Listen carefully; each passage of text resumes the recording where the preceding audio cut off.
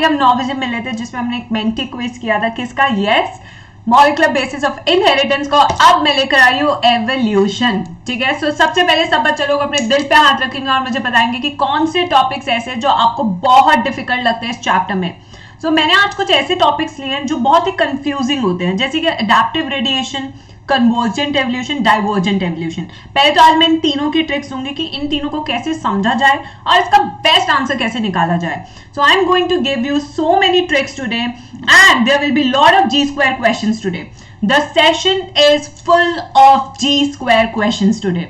आज मैं बिल्कुल रैपिड फायर तुमसे पूछने वाली हूं कि मैंने एक टॉपिक समझाया, क्वेश्चन पूछा और तुम्हें देना है फटाफट से जवाब, ठीक है। So are you all set for the rapid fire quiz with G square? तो 4 most expected topic of evolution आज हम करने वाले हैं। उससे पहले guys do subscribe our amazing channel, 1 like 1 share 1 subscribe, क्योंकि गाइस 1 मिलियन तो हो गया है, बट यू नो कहते हैं ना कि यस, जब अपने अंदर पैशन होना कि हमें पूरी इंडिया को पढ़ाना है, तो this is a passion we are working with. Start करें एवोल्यूशन, हाउस द जोश। आज तो पता है ना तुम्हें, एवोल्यूशन में सबसे पहले आज क्या करने वाले हैं, नेचुरल सिलेक्शन। आपको पता है नेचुरल सिलेक्शन से लास्ट ईयर भी क्वेश्चन आया था। Adaptive radiation, analogous homologous structures, convergent divergent, ये सारे टॉपिक ना इंटरलिंक्ड है, बट इनमें छोटा छोटा सा डिफरेंस है। आज हम उसी डिफरेंस को पकड़ के निकाल के आपको बताएंगे। Then we have human evolution. Human evolution अगर आप प्रीवियस ईयर क्वेश्चंस उठा के देखोगे तो आपको पता लगेगा कि ह्यूमन एवोल्यूशन से बहुत बार सवाल आ चुके हैं। तो यहाँ पे आज आपको मिलेगी एक अल्टीमेट टेबल। क्या मिलेगी? Ultimate table which is made by ma'am from NCERT. तो जिसने एक टेबल लिख ली उसका तो ह्यूमन एवोल्यूशन खत्म हो गया। So this is what I am going to teach you in today's class, ठीक है। तो अब हम स्टार्ट करेंगे पहले टॉपिक के साथ, वो है नेचुरल सिलेक्शन। अच्छा बेटा, नेचुरल सिलेक्शन, इसका हिंदी का अनुवाद देखते हैं। हिंदी अनुवाद का मतलब, यस, हम हिंदी में देखने वाले कि नेचुरल सिलेक्शन का मतलब क्या है। जब प्रकृति करती है चुनाव, क्या करती है? जब प्रकृति करती है चुनाव, when nature selects, that is called natural selection. आपको पता है ये की फीचर था किसकी थ्योरी का? This was a key feature of whose theory? It was given by Darwin, Charles Darwin. Darwin के 2 की कॉन्सेप्ट थे, जिसमें एक था नेचुरल सिलेक्शन, दूसरा था ब्रांचिंग डिसेंट, दूसरा था ब्रांचिंग डिसेंट। तो ये 2 कॉन्सेप्ट किसने हमें दिए थे? डार्विन ने दिए थे। और डार्विन ने काम किस पे किया था? Yes, what was the name of the birds? Yes, finches. The Darwin finches, जो कहां पे मिली थी? गैलापागोस आइलैंड में मिली थी। ये गैलापागोस आइलैंड 22 इन नंबर थे। 22 छोटे छोटे आइलैंड्स थे जो 1000 किलोमीटर वेस्ट थे किसके? अमेरिका के। तो ये उसका लोकेशन था, ठीक है। तो गैलापागोस आइलैंड पे डार्विन गए, वहां पे उन्होंने फिंचेस को देखा। फिंचेस में उन्होंने देखा these were the same finches but they differ in their beak patterns. Okay, तो finches on different island differed in their beak pattern. किसी की बीक सीधी थी, किसी की चोंच नीचे थी, किसी की बीक ऊपर थी, ठीक है। So they had this different beak pattern and the contour of their feathers. यानी कि जो इन फिंचेस का कॉन्ट्यूर पैटर्न था, जो फेदर्स का जो पैटर्न होता है वो भी थोड़ा डिफरेंट था। So this was observed bye Darwin, और इसी ऑब्जर्वेशन पे Darwin came up with the concept of natural selection. तो यहाँ पे जो मेजर क्वेश्चन मैं बहुत बार बच्चों से पूछती हूँ और आज फिर तुमसे आज ये सवाल मैं पूछ के रहूंगी। Yes, according to natural selection, according to Darwin, according to Lederberg replica plating experiment, वापस बोल रही हूं, according to Lederberg replica plating experiment, जो हमारी वेरिएशंस होती हैं, ये प्री अडेप्टिव होती हैं या पोस्ट अडेप्टिव होती है। मतलब ये नेचुरल सिलेक्शन से पहले अपीयर होती है या नेचुरल सिलेक्शन के बाद आती हैं variations. So I am waiting for your answers in the chat box. Yes guys, what is your answer? What is your answer? Tell me. Yes, they are pre-adaptive in nature. So Dr. Sidra ने बिल्कुल सही answer दिया है, बरवाल साहब ने भी सही answer दिया है, दिव्या ने भी, मधुराज ने भी, प्रगति ने भी, everybody is giving me the right answer here. So these variations are pre adaptive in nature. तो होता क्या है बच्चा, पहले आप नेचर को ऑप्शंस देते हो, ठीक है। अगर आप एक स्टोर में कपड़े खरीदने गए हो तो आप उस स्टोर में क्यों गए, क्योंकि आपको पता है उस स्टोर में बहुत सारे ऑप्शंस है। यहाँ पे उस स्टोर में बहुत सारे कपड़ों के ऑप्शंस है। Now you will choose one of the option. तो यही नेचर के साथ भी है, पहले वेरिएशंस आती हैं, फिर उस वेरिएशन में से जो बेस्ट वेरिएशन है, जो आने वाले बदलते समय में चूज की जाएगी, उसे बोलेंगे नेचुरल सिलेक्शन। तो अभी हमने बी को चूज किया, तो यानी आने वाली जनरेशन में जो मैक्सिमम वेरिएशन देखने को मिलेगी वो कौन सी होगी, बी टाइप, क्योंकि बी टाइप ने उसे दिया है क्या, एक हथियार जीने के लिए। So this variation was best as to adapt in the new changing environment, as to adapt in the new changing environment. तो हुआ क्या बड़वाल साहब, वापस सुनते हैं। यस, तो हुआ क्या बच्चा, आप लोग एक स्टोर में गए, लेट्स से हम H&M स्टोर में गए। H&M में जब हम गए, हमने बहुत सारे कपड़े देखे, ठीक है। उन कपड़ों में से मैंने एक कपड़ा सेलेक्ट किया, ठीक है। So the selection is called natural selection. All the cloth in the stores will be called as variation. Since I have chosen that particular cloth, मतलब कि मैंने वो कपड़ा चूज किया। क्यों चूज किया, क्योंकि मुझे पार्टी में जाना था और पार्टी के लिए वो परफेक्ट था। यही नेचुरल सिलेक्शन में भी होता है कि बहुत सारी वेरिएशन है, बट नेचर उसे ही चूज करेगी जो परफेक्ट है आने वाले एनवायरमेंट के लिए। ऐसी वेरिएशन नेचर चूज नहीं करेगा जो फायदेमंद ही नहीं है, क्योंकि नेचर को अल्टीमेटली क्या चाहिए कि लाइफ मेंटेन रहे इस प्लैनेट पे, ठीक है, लाइफ मेंटेन रहे इस प्लैनेट पे। तो अब लेते हैं एक बड़ा ही कॉमन एग्जांपल, ठीक है, आज के टाइम का ही हम एग्जांपल लेते हैं। I am going to relate this example from now, corona virus. I think हर बच्चे को आज पता होगा कि कोरोना वायरस क्या है, ठीक है, सबको पता है कोरोना वायरस। अभी देखो, हमारे पास 6 बिलियन ह्यूमंस है ऑन दिस प्लैनेट। मान लो कि 6 बिलियन ह्यूमंस है, ठीक है। इन 6 बिलियन ह्यूमंस में कुछ ऐसे ह्यूमंस हैं जिनके पास ऑलरेडी ऐसी वेरिएशंस हैं जो रेजिस्टेंट टू कोरोना इन्फेक्शन है। यानी हमारे बीच में कुछ ऐसे खिलाड़ी हैं जिन्हें चाह के भी कोरोना छू नहीं सकता। क्यों, क्योंकि उनके पास वेरिएशन है। तो अगर कोरोना उन्हें इन्फेक्ट करने की कोशिश करेगा तब भी कोरोना उन्हें इन्फेक्शन नहीं कर पाएगा, क्योंकि उनके पास तो पहले से ही रेजिस्टेंस है, ठीक है। तो यहां पे अगर नेचर ने चूज करना है तो नेचर मैक्सिमम किसको सपोर्ट करेगी, रेजिस्टेंट पीपल को, क्योंकि बच्चा वो कोरोना से फाइट करने की एबिलिटी उनके पास इनबिल्ट है, ठीक है। Are you able to get this guys, are you able to get this? Yes. So this is how nature selects. But बेटा अब ट्विस्ट इन द स्टोरी क्या है, अब हमारे पास बहुत सारी मेडिकल फैसिलिटीज है। क्या है बच्चा लोग, हमारे पास बहुत सारी मेडिकल फैसिलिटीज है। We have lot of medical facilities. इतनी सारी मेडिकल फैसिलिटीज है कि अब चाहे नेचुरल सिलेक्शन हो या ना हो, हम बचा लेते हैं लोगों को, क्योंकि हमारे पास मेडिकल फैसिलिटीज है, ठीक है। तो ये कुछ चीजें हैं, आज के जमाने से भी हमने रिलेट किया, हमने पहले की चीजें भी देखी। सो this is a process called natural selection. Done guys, done, बिल्कुल सही, बिल्कुल। अब देखते हैं नेक्स्ट। हमारे पास 3 तरह के सिलेक्शन है। The first type of selection, ये क्लिक क्यों नहीं हो रहा? Yes, the first type of selection is called stabilising selection, which is also called as normalising selection. Now this you have to write in your NCERT. I hope आज सब NCERT लेके बैठे हो, वरना मैं पिटाई कर दूंगी। 360 और 360 की तैयारी करा रही हूं, मैं सच्ची बता रही हूं, पिटाई हो जाएगी तुम्हारी। Stabilizing selection is also called as normalizing selection. Directional selection is also called as progressive selection. Is also called as progressive selection. And disruptive selection is also called as, disruptive को disruptive ही कहते हैं generally.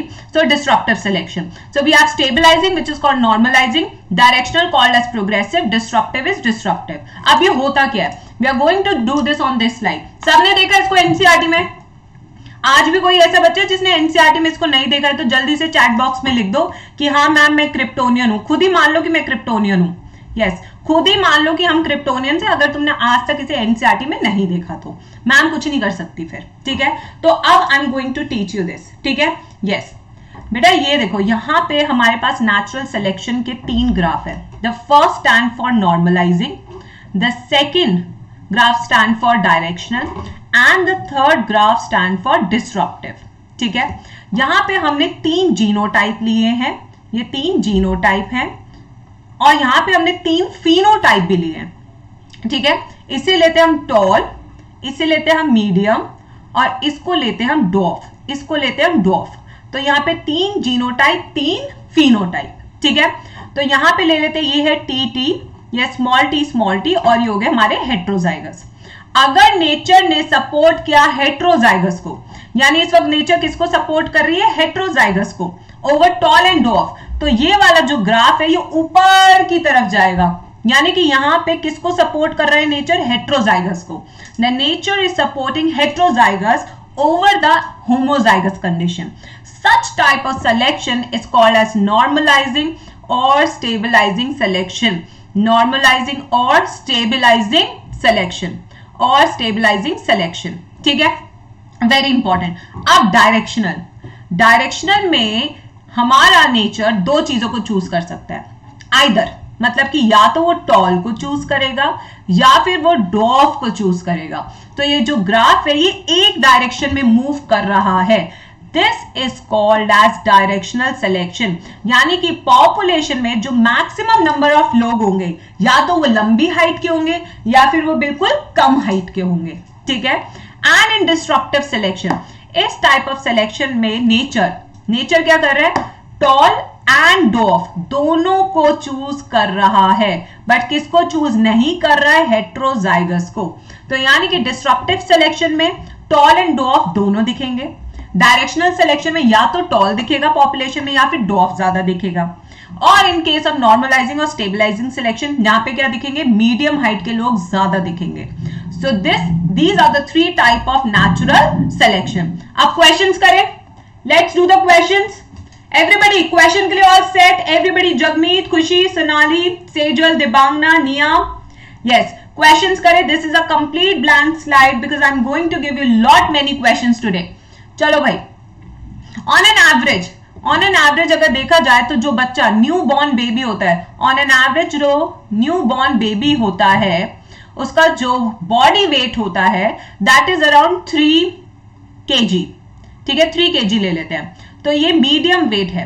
ठीक है, तो अगर हमारे पास एक बच्चा है विच इज 1.7 kg, 1.25 किलो का, और एक है 4.5 kg, एक है 4.5 kg। ठीक है, तो अब नेचर किसको चूज करेगा इन तीनों में से, ए, बी या सी।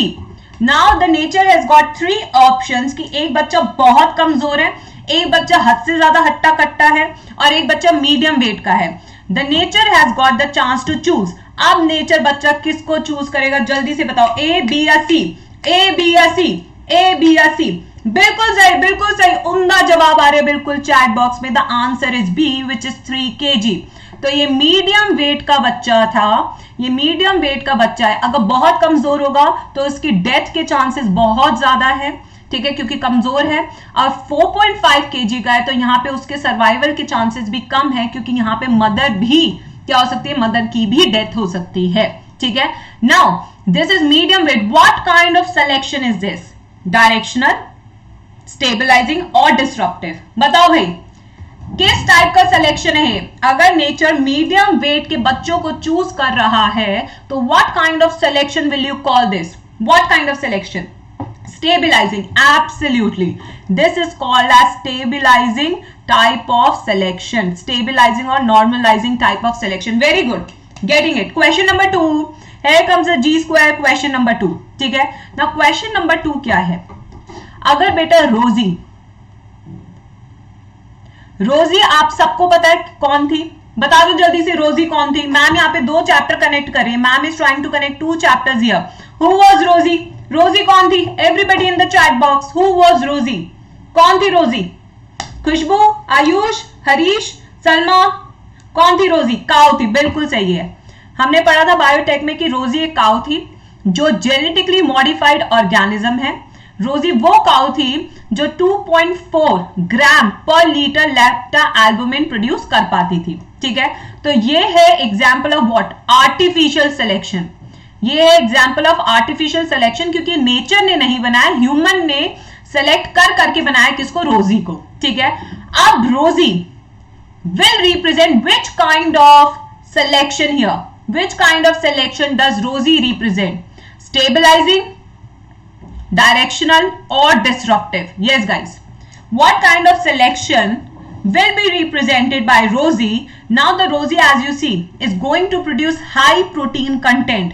वहीं पे अब क्या होगा, जो दूसरी काउज होंगी वो इतना प्रोड्यूस नहीं कर पाएंगी protein content. This is called directional selection. Absolutely absolutely, this is called directional selection and this is a correct answer. This is the correct answer, absolutely correct answer. That is directional selection. अब directional selection right answer क्यों है मैं बताती हूँ आपको. ये click काहे नहीं हो रहा है? Yes, डायरेक्शनल सिलेक्शन आंसर क्यों है? क्योंकि बच्चा यहाँ पे आप सपोर्ट कर रहे हो सिर्फ ऐसी काउस को जो हाई प्रोटीन बना रही है. आपके पास नेचर में दो तरह की काउ हो गई, एक तो वो जो कम प्रोटीन बना रही है और एक रोजी है जो आर्टिफिशियल सिलेक्शन के बाद ज्यादा प्रोटीन बना रही है. अब आप चाहेंगे कि रोजी का ज्यादा से ज्यादा क्या हो, रिप्रोडक्शन हो, तो आने वाली जनरेशन में मैक्सिमम वही काउ आपको मिलेगी जो ज्यादा प्रोटीन कंटेंट बनाएगी. So the entire population of the cow is moving towards high protein synthesis in the milk. So this is called directional selection. और इसकी ट्रिक क्या है? Yes, I am going to give you a trick also. जब भी ऐसा question हो जहां पे आप कंफ्यूज हो जाओ तो मैम की एक चीज याद रख लेना, all artificial selection are example of directional selection. All artificial selection are example of directional selection. जितने भी artificial selection होंगे जो man made होंगे वो क्या किसके एग्जाम्पल होंगे? डायरेक्शनल सिलेक्शन के.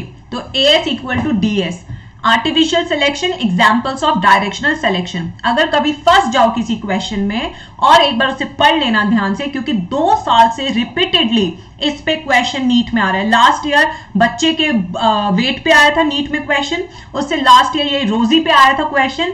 सो 2 साल से तो लगातार क्वेश्चन इसी टॉपिक से आ रहा है from natural selection. Right guys, तो ये थी आपकी एक trick to remember. Next, industrial melanism. जल्दी से बता दो, इंडस्ट्रियल मेलेनिज्म किसका एग्जाम्पल है? इंडस्ट्रियल मेलेनिज्म ट्रिक मैंने अभी बताई है. Industrial melanism is an example of which kind of selection? Directional, disruptive और स्टेबलाइजिंग. जल्दी बताओ एवरीबॉडी.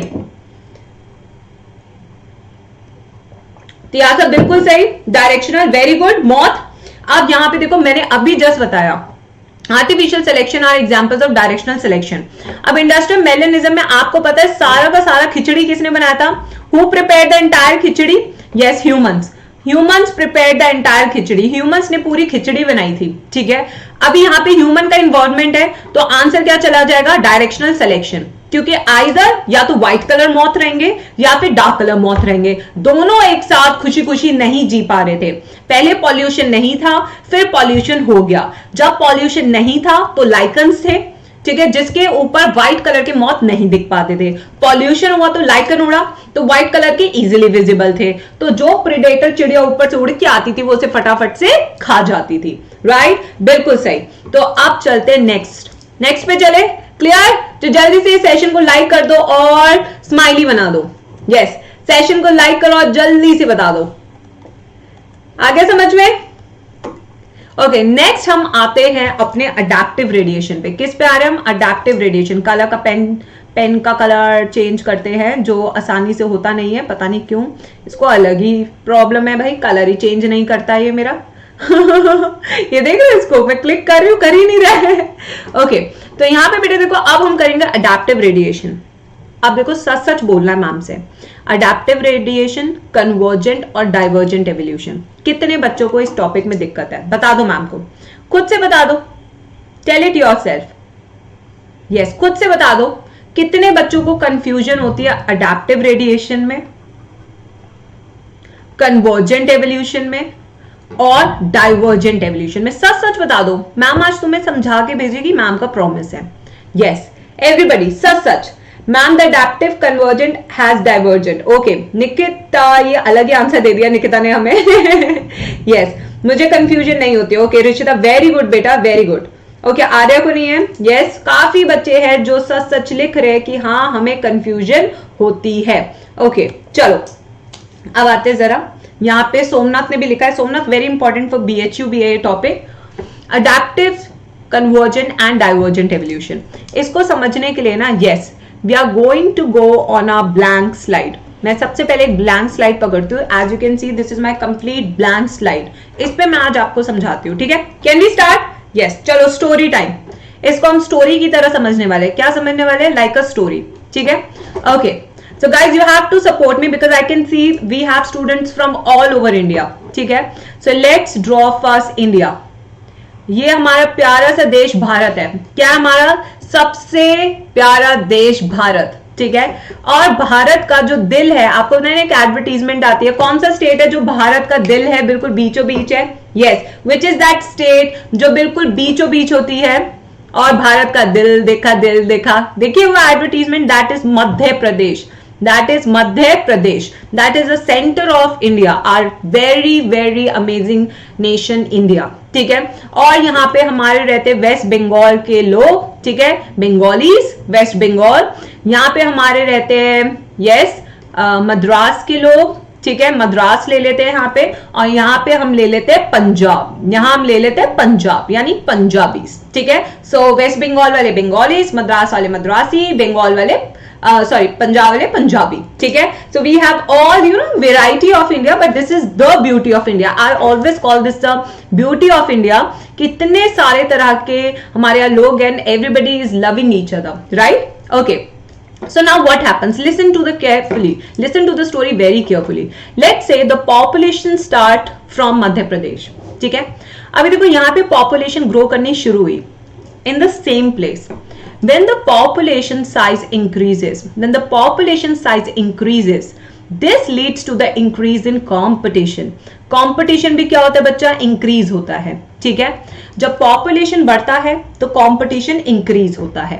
तो ये पॉपुलेशन इंक्रीज होने के कारण कुछ लोग मध्य प्रदेश में अलग अलग प्लेसेस पे चले गए, ठीक है? अलग अलग प्लेसेस पे चले गए। तो अब क्या हुआ? As you can see there was a initial population which grew in size. पहली पॉपुलेशन थी जो साइज में बढ़ी, फिर वो वहां पे इतना कंपटीशन हुआ फूड और रिसोर्सेज के लिए कि फिर वो मध्य प्रदेश में डिफरेंट जगह जाके रहने लग गए, ठीक है?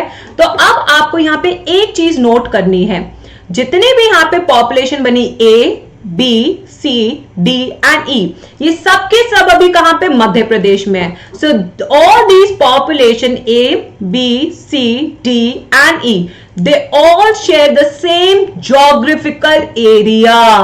They share the same geographical area, that is Madhya Pradesh.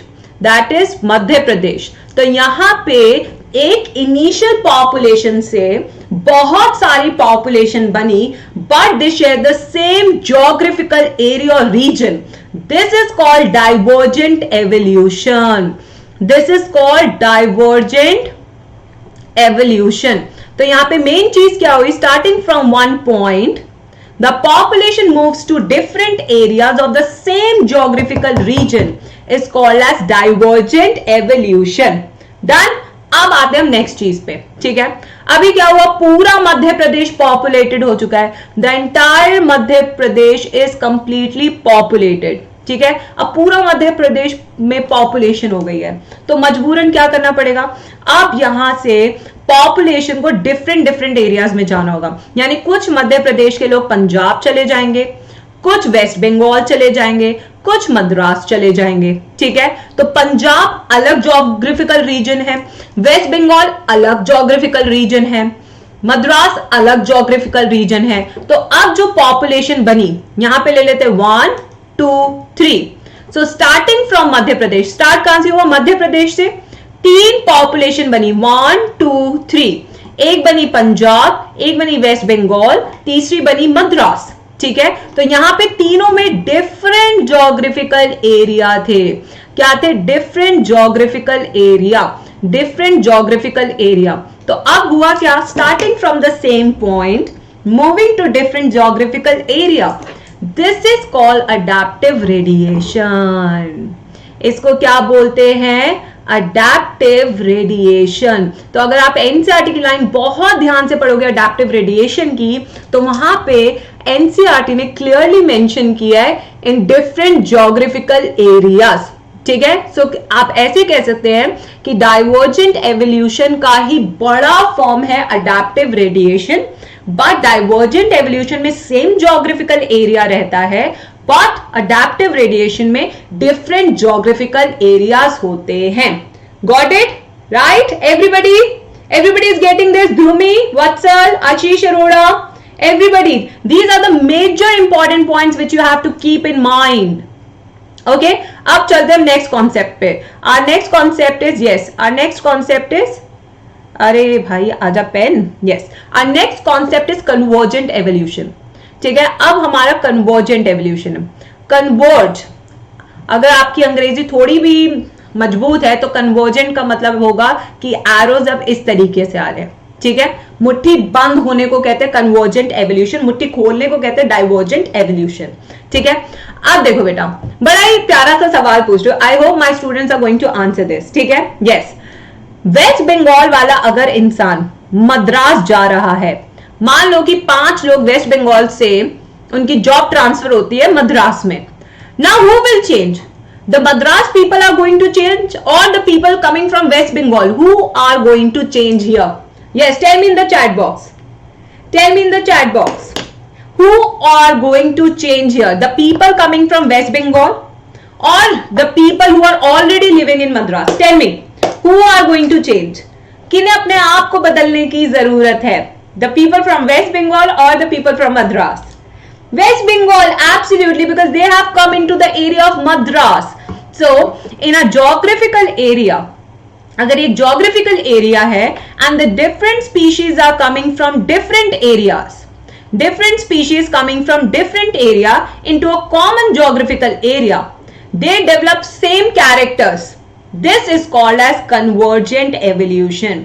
This is called as convergent evolution because now they have different, they are coming from different areas, they have different habits, but since they are living in a same place, when they are living in the same place, now they are going to share the same characters. This is called as convergent evolution. Right? Everybody getting it? बिल्कुल, क्या बात है, क्या बात है। Now can I ask you question on this? जल्दी से बताओ, क्वेश्चन पूछूं? क्वेश्चन पूछो, क्वेश्चन।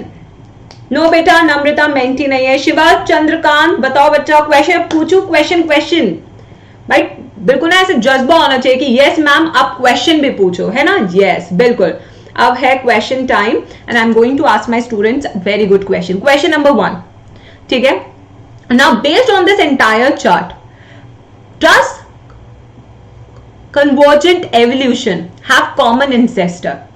common ancestor क्या होता है कन्वर्जेंट एवोल्यूशन के केस में? बताओ भाई, यस और नो, सिंपल यस और नो, जल्दी से बताओ यस और नो। क्या कन्वर्जेंट एवोल्यूशन के केस में कॉमन इंसेस्टर से स्टार्ट होता है एवोल्यूशन? Tell me. ये देखो, बस ये वाला डायग्राम देखो जो मैम ने यहाँ पे बनाया है, जो मैम ने यहाँ पे डायग्राम बनाया, अगर तुमने इसको केयरफुली पढ़ा तो तुम इसका आंसर दे दोगे। No. Fazia, very bad. No, the answer is no. Why? Because here the species are coming from different areas. अब एक वेस्ट बंगाल से आ रहा है, कहां पे? मद्रास में। So of course बेटा, वेस्ट बंगाल वाला और मद्रास वाले का common ancestor नहीं है, because they are coming from different areas. ठीक है? Now question number 2. Divergent evolution. Divergent evolution का बच्चा कॉमन एंसेस्टर होता है या नहीं होता है? जल्दी से बताओ, कॉमन एंसेस्टर होता है क्या डाइवर्जेंट एवोल्यूशन का? टेल मी बच्चा लोग, डाइवर्जेंट एवोल्यूशन का कॉमन एंसेस्टर होता है या नहीं होता है? Yes, as you can see they all started from Madhya Pradesh, they all started from a common point that is Madhya Pradesh. तो इसका आंसर होगा यस, तो इसका आंसर होगा यस। ठीक है, so whenever you talk about divergent evolution, you always talk about common ancestor. Whenever you talk about convergent evolution, you never talk about the common ancestor. I think now अब सब बच्चा लोग को clear हो गया होगा। इसका स्क्रीनशॉट ले लो, बड़ा ही बेहतरीन लग रहा है, मुझे बड़ा अच्छा लग रहा है, कलरफुल सा, है ना? What do you say guys? अच्छा लग रहा है ना, बड़ा कलरफुल सा। अब आ जाओ, हम इसकी टेक्निकल पॉइंट्स पढ़ते हैं सारे। ठीक है, यस, अब हम सारे इसके टेक्निकल पॉइंट्स कर रहे हैं जो जो बहुत जरूरी है। एग्जाम के लिए। तो यस, सबसे पहले हमको ये पढ़ना है adaptive radiation, Darwin finches. Adaptive radiation के दो एग्जांपल्स दिए आपकी एनसीईआरटी ने, एक तो दिया मार्सुपियल्स, एक दिया मार्सुपियल्स और दूसरा दिया है डार्विन फिंचेस, और दूसरा दिया है डार्विन फिंचेस। मार्सुपियल्स क्या होते हैं, जल्दी से चैट बॉक्स में मुझे बता दो, कौन से टाइप के मैमल्स होते हैं marsupials? Yes, tell me everybody. Founder effect अभी बताती हूँ बच्चा। अशोक सिंह ने मुझसे पूछा है फाउंडर इफेक्ट, मैं अभी बताती हूँ बच्चा, डू नॉट वरी। मार्सुपियल्स होते क्या है, पहले तो हम आपको पता है G square always starts from here, I never start from here, because बच्चों के अगर बेसिक्स बना दो ना तो मुझे पता है कि बच्चे अगर एनसीईआरटी पढ़ लेंगे तो वो वैसे ही समझ जाएंगे सब कुछ।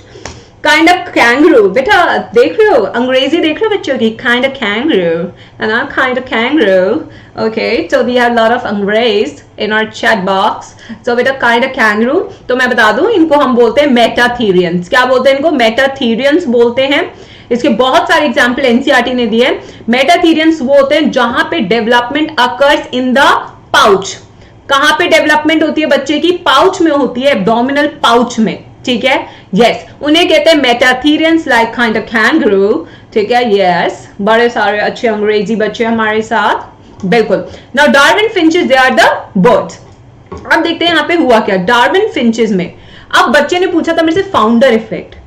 अब देखो बच्चा, ये एक आइलैंड है, this is one island, this is second island, third, fourth and fifth. आपको पता है एक आइलैंड से बर्ड्स गए इस आइलैंड में, इस आइलैंड में, इस आइलैंड में, इस आइलैंड में, ठीक है।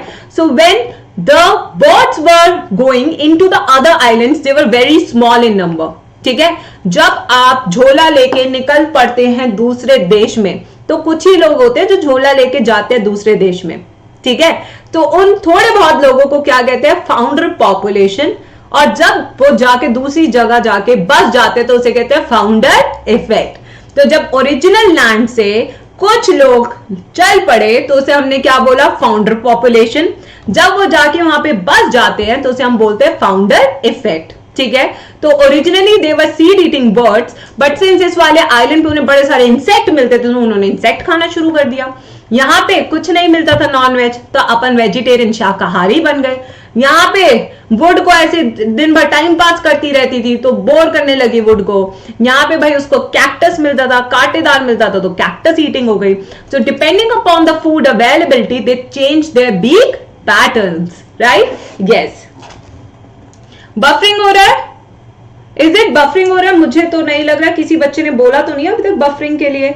यस, बिल्कुल। अब आते हैं next, analogous and homologous organ. चलो आ जाओ बेटा, जल्दी से एक टेबल बना लो मैम के साथ। Everybody makes a table with ma'am. और जिस बच्चे ने भी मुझे ये नोट्स नहीं भेजे ना टेलीग्राम पे, मैं उसकी पिटाई कर दूंगी। Analogous organ and homologous organ, जल्दी से मैम के साथ सब टेबल बनाएंगे। आज इस टॉपिक को तो बिल्कुल खल्लास करके छोड़ेंगे हम लोग, ठीक है। एनालोगस, सबसे पहले याद कैसे रखना है इसको। Analogous are the organs which are results of convergent evolution। Air conditioner इस वक्त जरूरत है या नहीं है? एसी की जरूरत आन पड़ी है नहीं? बिल्कुल, ठीक है। तो analogous are results of convergent evolution. और अभी मैंने समझाया था कि कन्वर्जेंट एवोल्यूशन के पास कभी भी कॉमन एंसेस्टर नहीं होता है। So they do not share common ancestor. Common ancestor नहीं होता है, ठीक है। वहीं अगर होमोलोगस पे आते तो इसका ऑपोजिट, ठीक है, यानी they are result of divergent evolution and they share common ancestor and at the same time they show same structure but different function। जबकि एनालोगस में क्या होता है? दे show same function and different structure. देखो अब इसका पॉइंट भी तुम्हें क्लियर होना चाहिए। होमोलोगस में सेम स्ट्रक्चर क्यों है? Because they have same ancestor. Different function क्यों है? क्योंकि अलग अलग जगह पे चले गए हैं। एनालोगस क्या है? कन्वर्जेंट एवोल्यूशन है। तो यहां पे सेम फंक्शन है because all the different species are living in the same area, ठीक है। And they show different structure because their origin are completely different, right guys? Very very important. Done everybody? सबको समझ में आ रहा है? एक बार जल्दी से सेशन को लाइक कर दो और स्माइली बना दो कि यस मैम हमको समझ में आ रहा है। I am waiting. कि बच्चा लोग क्या क्या लिख रहे हैं. Now I am going to read. Yes, I got I think 840 students live. बहुत ही बढ़िया. Yes everybody. Parallel evolution. Parallel evolution क्या होता है? जब दो डिफरेंट स्पीशीज का एवोल्यूशन सेम टाइमलाइन में चलता है तो. ठीक है, getting it? Smileys, I want more smileys. Smiley smiley smiley. Wow wow wow, ऐसे खुश रहा करो यार, आज तो सैटरडे का दिन है ना. तो अब आते हैं इसके एग्जांपल्स पे. बेटा देखो, एक सिंपल सी ट्रिक बता रही हूँ इन क्वेश्चंस को सॉल्व करने की. सिंपल सी trick. Human, cat, whale, bat. जब भी ऐसे क्वेश्चन आए ना, उनको आप सिर्फ 5 सेकंड में सॉल्व कर सकते हो. कैसे, मैं बताती हूँ. ह्यूमन भी क्या है? मैमल. कैट भी क्या है? मैमल. वेल भी क्या है? मैमल. बैट भी क्या है? मैमल. ये चारों के चारों मैमल है. तो यानी कि इनका ओरिजिन सेम है. ओरिजिन क्या है? सेम है. तो अगर ओरिजिन सेम होता है तो they are example of divergent evolution and homologous organ. And homologous organ. खत्म हो गया क्वेश्चन. मुझे तो बाकी चीजें देखने की जरूरत भी नहीं पड़ी. ह्यूमन, कैट, वेल, बैट सबके सब मैमल, यानी ओरिजिन सेम है, यानी कि they are example of divergent evolution and homologous organ. खत्म हो गया काम. अब आते हैं नेक्स्ट. अब आते हैं एनालोगस पे. Shark is a chondrichthyes, penguin is a bird, dolphin is a mammal. तो ये किस को बिलोंग कर रही है? फिश को, कॉन्ड्रिक्टीज को. ये बिलोंग कर रहा है एव्स को. ये बिलोंग कर रहा है मैमल को. यानी कि ओरिजिन क्या है? डिफरेंट. ओरिजिन क्या है? डिफरेंट. अगर ओरिजिन डिफरेंट होता है तो they become example of convergent evolution and analogous organs. And analogous organs. हो गया क्लियर? काम खत्म. बस अगर तुमने इतनी सी चीज पहचान ली तो तुम्हारा हर एक क्वेश्चन सिर्फ 5 सेकेंड में खत्म. I call this my 5 second trick. 5 second trick. कुछ इतना ध्यान देने की जरूरत ही नहीं है. अगर तुम्हें ओरिजिन्स पता है ना, अगर तुमने एनिमल किंगडम थोड़ा भी पढ़ा है, बस you are going to kill it. You are going to kill it completely. You are going to kill it. Right? Like it? Like it everybody? तो जल्दी से एक स्माइली बना दो यार मैम की ट्रिक के लिए. 1 like, 1 share, 1 subscriber. 1 like, 1 share, 1 subscribe for this 5 second trick by G Square. Right? Awesome? Yes, awesome, awesome. आज के बाद तुम कभी गलती नहीं करोगे. I am telling you. आज जाओ, क्वेश्चन पेपर उठाओ और प्रैक्टिस करो और इस ट्रिक को यूज करने की कोशिश करो. जितना इस ट्रिक को यूज करोगे ना, उतने एक्सपर्ट बन जाओगे. मिनिमम 15 क्वेश्चन आज तुम्हें लगाने इस ट्रिक पे. मैं बता रही हूं, तुम्हारे 15 में से 15 ठीक होंगे, बट थोड़ा ध्यान लगा के. ऐसा नहीं कि कुछ भी कर रहे हो. बिल्कुल. चलो अब नेक्स्ट पे चलते हैं. ये तो हमने बता ही दिया, सारा पूरा खेल खत्म कर दिया. मैम ने क्या बात है, क्या बात है, क्या ड्राइंग किया मैम ने, वाह शानदार. तो ये देखो, ये पूरा का पूरा एक चार्ट है. मुझसे ना एक बच्चे ने आज एक और क्वेश्चन पूछा था. ह्यूमन एवोल्यूशन शुरू कराने से पहले मैं एक चीज और बताना चाहूंगी. यस, आज मेरे से एक बच्चे ने सेशन स्टार्ट करने से पहले एक रिक्वेस्ट की थी कि मैम स्पीसिएशन समझा देना. So are you all ready to understand this speciation? All set? Yes, everybody, all set? Speciation? Yes, एक बच्चे ने मेरे से आज कहा था, शायद अनुष्का थी, जिसने मुझे मैसेज किया just before the session. Yes, time out किसने किया बेटा? आपको किसने किया? बिल्कुल नहीं, बिल्कुल पढ़ाई हो रही. आपको पता है 11 o'clock का session is all about study. से पढ़ते हम लोग स्पीसिएशन. तो आज मैं स्पीसिएशन समझाती हूँ आपको. स्पीसिएशन नाम से क्या पता लग रहा है? The formation of species. The formation of species is called as speciation. ठीक है, बहुत सारे तरीके हो सकते हैं स्पीसिएशन के. एक होता है एलोपैट्रिक स्पीसिएशन, एक होता है सिम्पैट्रिक स्पीसिएशन. क्या क्या होता है बच्चा? जल्दी से एक बार मैम को बता दो. एक होता है एलोपैट्रिक और एक होता है सिम्पैट्रिक. Right everybody? तो यहाँ पे कहां से यार ऐड करते हैं? एक बार रुको तो जरा, just give me a second. I am trying to add more slide here, जो कि मुझे लग रहा है मैं नहीं कर पाऊंगी क्योंकि I am not very good in technology. तो मैं यहीं पे समझा देती हूँ, इतना स्पेस है मेरे पास. देखो बेटा, एक होता है एलोपैट्रिक. ये बहुत इंपॉर्टेंट है. Agreed, very important. एक है एलोपैट्रिक और एक है सिम्पैट्रिक और दूसरा है सिम्पैट्रिक. ठीक है, कोई बच्चा मुझे बता सकता है दोनों के बीच में सिर्फ एक शब्द का डिफरेंस है जिससे पूरी कहानी चेंज हो जा सकती है? देखो, अभिलाष ने बिल्कुल सही आंसर दिया. Abhilash, I am so proud of you यार. एलोपैट्रिक एंड सिम्पैट्रिक में सिर्फ एक शब्द का डिफरेंस है जिससे पूरी स्टोरी चेंज हो जाती है, geographical barrier. What is that one word? Geographical barrier. ठीक है, अगर एलोपैट्रिक स्पीसिएशन है तो यहां पे नई स्पीशीज बनेगी because of the geographical barrier, जबकि सिम्पैट्रिक स्पीसिएशन में कोई ज्योग्राफिकल बैरियर नहीं होता है. तो अगर हम इसे देखें, this is one species living in a place. ये एक स्पीशीज है जो एक जगह पे रह रही है खुशी खुशी. ठीक है, अब क्या होता है, यहां पे मान लो कि इनके बीच में आ गई दरार. दरार कैसे आ गई? मान लो कि नदी आ गई, तो यहां पे कुछ बंदे चले गए, यहां पे कुछ बंदे चले गए. अब क्या हुआ, अब इतना टाइम हो गया मिले हुए बिछड़े हुए, तो इन्होंने अपनी एक नई स्पीशीज बना ली, इन्होंने नई स्पीशीज बना ली.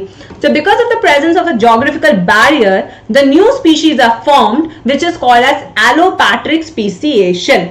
क्या कहते हैं उसे? Allopatric speciation. जबकि सिम्पैट्रिक में क्या होता है, एक ही पॉपुलेशन है बट एक ही में ही कुछ वाले बगावत शो कर देते हैं. क्या करते हैं? कुछ बगावत कर देते हैं, और वो बागियों को हम बी पॉपुलेशन कहते हैं और बाकी को हम ए पॉपुलेशन कहते हैं. तो इन अ सेम पॉपुलेशन कुछ बगावत करते हैं, रिवोल्ट करते हैं. ठीक है, तो उन्हें हम रेवोल्यूशनरीज, बागी कुछ भी कह लो. ठीक है, उनकी अलग पॉपुलेशन बना देते हैं और बाकी को अलग कर देते हैं. ठीक है, सो यहाँ पे ज्योग्राफिकल बैरियर की जरूरत नहीं होती है, इसलिए हम इसे कहते हैं सिम्पैट्रिक स्पीसिएशन. बिल्कुल, ब्रिज भी बन सकता है, नालायक ब्रिज. बरवाल साहब के जोक्स ही नहीं खत्म होते, वो कह रहे कि ब्रिज भी बन सकता है, नालायको. तुम अलग ही बातें करते रहते हो.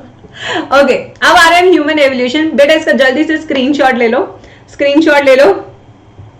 बिल्कुल, जल्दी से इसका स्क्रीनशॉट ले लो. और ये जो तुम अलग अलग बातें करते रहते हो ना, ब्रिज भी तो बना सकते हैं. इसका तो मैं क्या ही करूं बच्चा, इसका तो मैं क्या ही कर सकती हूँ. चलो, ह्यूमन एवोल्यूशन. सो सबसे पहले doctor Ram. What is the trick? जल्दी बताओ, मेरे साथ रिपीट करो. Everybody has to repeat with me. Doctor Ram. Yes, repeat करेंगे तो ट्रिक अभी याद कराती हूँ. डॉक्टर राम यानी कि ड्रायोपीथिकस एंड ड्रामापीथिकस. तो पहले ड्रायोपीथिकस फिर आए रामापीथिकस. ठीक है, ये नक्कल वॉकर्स थे. नक्कल वॉकर्स क्या होता है? इस पे मूव करते थे, ढम ढम ढम ढम ढम ढम ढम ऐसे. ठीक है, जबकि रामापीथिकस क्या थे? सेमी इरेक्ट हो गए थे, मतलब थोड़ा झुक के चलते थे. जय गुरु जी, सलाम सलाम ऐसे करते हुए. ठीक है, बिल्कुल. सो डॉक्टर राम, सबसे पहले तो आपको ये याद रखना है कि the human evolution starts with doctor Ram. ठीक है, उसके बाद went to Australia. Doctor Ram कहां घूमने गए? जल्दी बताओ, डॉक्टर राम कहां घूमने गए? ऑस्ट्रेलिया. डॉक्टर राम घूमने गए कहां पे? ऑस्ट्रेलिया. ठीक है, तभी इसका नाम क्या हो गया? ऑस्ट्रेलोपिथिकस. 5 मिलियन ईयर्स एगो था. ठीक है, फेयरली इरेक्ट था, एसेंशियली फ्रूट ईटर. ये है स्टारमार्क, स्टारमार्क, स्टारमार्क. बिल्कुल, 3 स्टार का मतलब है. एनसीईआरटी की लाइन है. क्वेश्चन आता है कि पहचान कौन. या इन कैटेगरी के क्वेश्चंस को मैंने अलग ही नाम दे रखा है, इनको मैं कहती हूं पहचान कौन.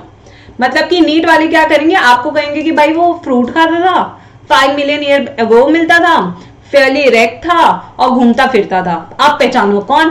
ठीक है, यही करता है ना नीट का एग्जाम, आप पहचानो कौन. तो ये वाले जो पॉइंट्स होते हैं जो एनसीईआरटी में रिटर्न होते हैं, they are very very essential for पहचान कौन सवाल. So doctor Ram went to Australia. ठीक है, okay, he used his hands erected straight. Okay, अभी क्या हुआ, डॉक्टर राम जब ऑस्ट्रेलिया में गए, ठीक है, तो उनको ना एक बहुत ही बड़े इंसान की पिटाई करनी थी. ठीक है, क्या करनी थी? पिटाई करनी थी. तो पिटाई करने के लिए सबसे पहले डॉक्टर राम ने क्या किया? यस, डॉक्टर राम सीधे खड़े हुए. ठीक है, उन्होंने अपने हाथों का यूज किया. Homo habilis, handyman. Homo habilis is also called as handyman. ठीक है, पहले उन्होंने अपने ना घुसों से समझाया, फिर उसके बाद सीधा खड़े होके उसको मुक्का मार दिया. ठीक है, so here the first thing they used his hand. So homo habilis और हैंडीमैन, हैंडी. ठीक है, एंड ही स्टूड स्ट्रेट. ठीक है, टू पंच. किसको? निएंडरथल्स को. सो यहां पे जो निएंडरथल्स है, these are the most strongest of all. जो निएंडरथल्स थे, अगर हम होमो सेपियंस का पूरा एवोल्यूशन देखें तो जो सबसे स्ट्रॉन्ग थे वो कौन थे? निएंडरथल्स. तो डॉक्टर राम गए ऑस्ट्रेलिया. वहां पे उनको धुनाई करनी पड़ी बहुत ही स्ट्रांग लोगों की। वो स्ट्रांग लोग कौन थे? निएंडरथल्स। धुलाई करने के लिए वो सीधे खड़े हुए और अपने हाथों का यूज करना शुरू किया। ठीक है, अब नाउ फाइनली उन्होंने सोचा कि लड़ाई झगड़े में कुछ नहीं है। Now he started using his brain. And आपको पता है ब्रेन सबसे बड़ा किसका था? क्रो-मैग्नॉन का। ठीक है, किसका था? यस, किसका था? क्रो-मैग्नॉन का। बिल्कुल सही, बिल्कुल मुझे पहचान लो, मैं ही हूं डॉन। बिल्कुल सही। So doctor Ram went to Australia. Yes, he used his hand and stood straight to kill Neanderthal, but he thought कि it is of no use. Then he started using his brain, that is Cro-Magnon. Cro-Magnon has got the highest cranial capacity, that is 1650. फिर आते Neanderthals, Homo erectus and Homo habilis. ठीक है, and Homo habilis were not there to eat what? Probably did not eat meat.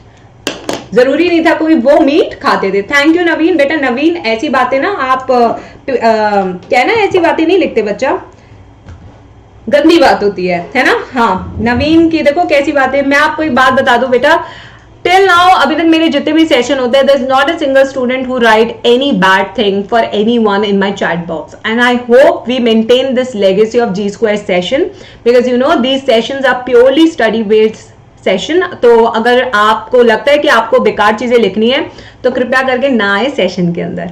हम पकड़ते नहीं है किसी बच्चे को, आपकी खुद की इच्छा होती है, राइट? यस। तो बेटा थैंक यू सो मच बताने के लिए ये सब चीजें। एक्साइटेड में रहता। Like share and subscribe, do not forget to like share and subscribe this amazing channel. And guys, आपको कुछ भी इच्छा हो और you have any doubts, please leave in the comment section. I will definitely reply all the comments. Yes, बिल्कुल बिल्कुल, yes everybody, बिल्कुल बिल्कुल।